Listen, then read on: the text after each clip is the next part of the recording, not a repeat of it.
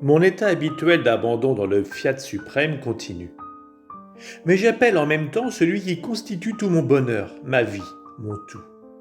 Et Jésus se manifestant en moi me dit, ma fille, plus tu t'abandonnes dans le vouloir suprême, plus tu progresses dans ses voies, plus tu acquiers de connaissances, et plus tu prends possession des biens qui sont dans la divine volonté. Car en elle, il y a toujours quelque chose à apprendre et à prendre. Héritage premier donné par Dieu à la créature, et possédant les biens éternels, ma volonté a le devoir de toujours donner à celle qui vit dans cet héritage. Et ce n'est que lorsqu'elle trouve la créature à l'intérieur des limites de son vouloir, que ma volonté est satisfaite, et commence l'activité de son office. Se mettant en fait, elle accorde de nouvelles choses à son héritière. Ainsi, l'âme qui vit en elle est la faite de ma volonté. Au contraire, celles qui vivent en dehors la font souffrir, parce qu'elles la rendent incapable de donner, d'exercer son office et de remplir sa tâche. De plus, chaque acte de la volonté humaine est un voile que l'âme place devant ses yeux, et qui l'empêche de voir avec clarté ma volonté et les biens qu'elle contient. La plupart des créatures vivent continuellement de leur volonté propre. Et les voiles qu'elles forment sont tellement nombreux, les rendant presque aveugles envers ma volonté, leur héritage privilégié qui aurait dû les rendre heureuses dans le temps et l'éternité. Aussi les créatures pouvaient comprendre le grand mal de la volonté humaine et le grand bien de la mienne. Elles détesteraient tellement leur volonté qu'elles donneraient leur vie pour pouvoir faire la mienne. La volonté humaine rend l'homme esclave. Elle le met en manque de tout. Elle sent la force et la lumière lui manquer continuellement. Son existence est toujours en danger. Il n'obtient ce qu'il veut qu'à force de prière et avec difficulté. Aussi l'homme qui vit de sa volonté est véritablement un mendiant. Par contre, celui qui vit dans la mienne ne manque de rien. Il a tout à sa disposition. Ma volonté lui donne l'empire sur lui-même. Par conséquent, il est possesseur de force et de lumière, et non pas de force et de lumière humaine, mais divine. Son existence est toujours en sécurité, et comme il est propriétaire, il peut prendre tout ce qu'il veut, et n'a pas besoin de demander pour recevoir. Cela est si vrai qu'avant qu'Adam ne se retire de ma volonté, la prière n'existait pas. C'est le besoin qui fait naître la prière. Mais il n'avait besoin de rien. Il n'avait rien à demander ou à souhaiter. Ainsi il aimait, il louait, il adorait son Créateur. La prière n'avait pas sa place dans l'Éden terrestre. La prière est venue après le péché, comme un besoin extrême du cœur de l'homme. Lorsqu'il prie, cela veut dire qu'il a besoin de quelque chose et qu'il espère. Il prie afin d'obtenir. Par contre, l'âme qui vit dans ma volonté vit en propriétaire dans l'opulence des biens de son Créateur.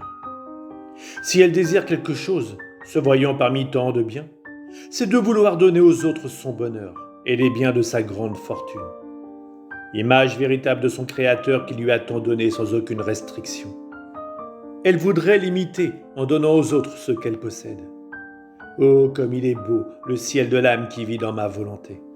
C'est un ciel sans tempête, sans nuages, sans pluie. Parce que l'eau qui appelle sa soif, qui la féconde, qui lui donne sa croissance et sa ressemblance avec celui qui l'a créé, est ma volonté. Sa jalousie est telle que l'âme ne voudrait rien prendre qui ne vienne d'elle. Elle est si grande qu'elle remplit tous les offices. Si elle veut boire, elle fait elle-même l'eau qui la rafraîchit et étanche toutes les autres soifs de sorte que sa seule soif puisse être sa volonté. Si elle a faim, elle fait sa propre nourriture qui, en apaisant sa faim, lui enlève tout appétit pour les autres aliments. Si elle veut être belle, elle fabrique elle-même le pinceau qui brosse une beauté, telle que ma volonté en demeure ravie devant une beauté si rare, imprimée par elle dans la créature. Elle doit être capable de dire au ciel tout entier « Voyez comme elle est belle, c'est la fleur, c'est le parfum, c'est la couleur de ma volonté qui la rend si belle. » En somme, ma volonté lui donne sa force, sa lumière, sa sainteté.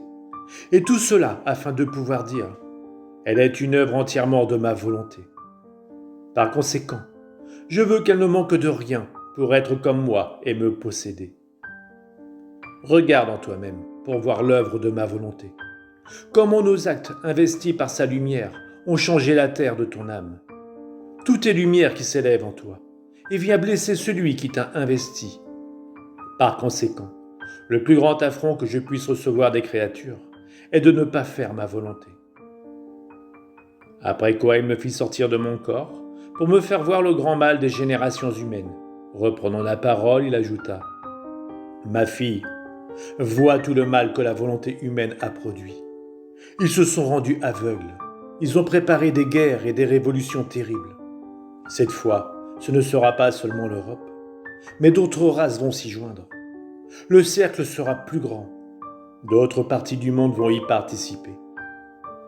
Combien de mal peut faire la volonté humaine? Elle aveugle l'homme, elle l'appauvrit, elle fait de lui son propre meurtrier. Mais je me servirai de cela pour mon plus grand bien.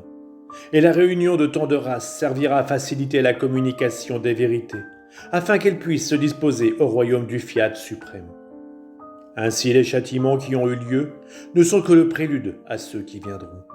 Combien de villes seront détruites? Combien d'habitants enterrés sous les ruines et plongés dans les abysses?